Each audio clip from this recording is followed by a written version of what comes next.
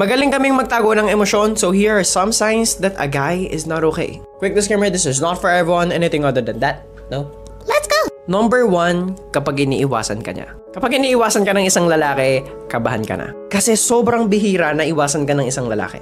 Una sa lahat, iiwasan ka lang niya kung crush ka niya or ayaw niya sa'yo. Kaya kung wala naman kayong issue, mag-isip-isip ka na. Number 2, kapag mas nagfo-focus siya sa hobby niya. May it be gym, may it be laro, or kung ano man yung hilig niyang gawin, gagawin niya lahat ng makakaya niya, especially sa hobby niya, para ma-distract yung sarili niya. Kaya if you see a guy or your boyfriend doing his hobby too much, check on him.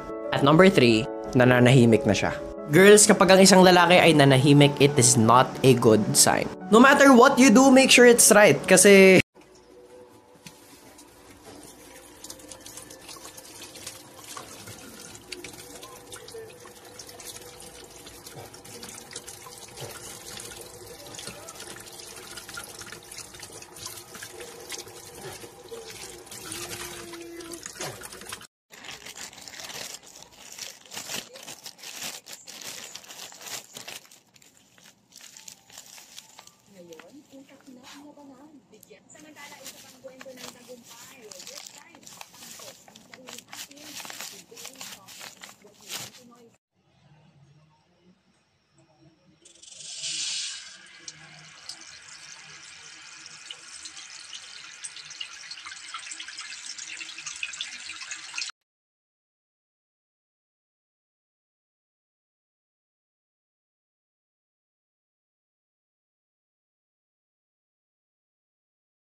may ilaw.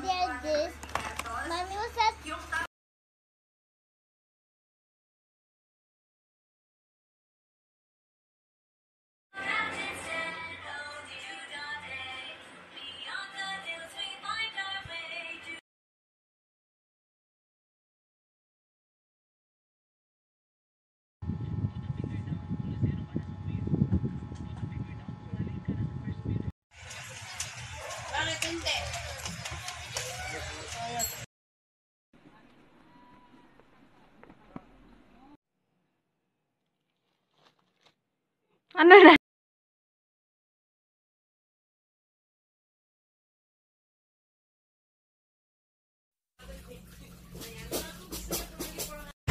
Sa edad ko ito,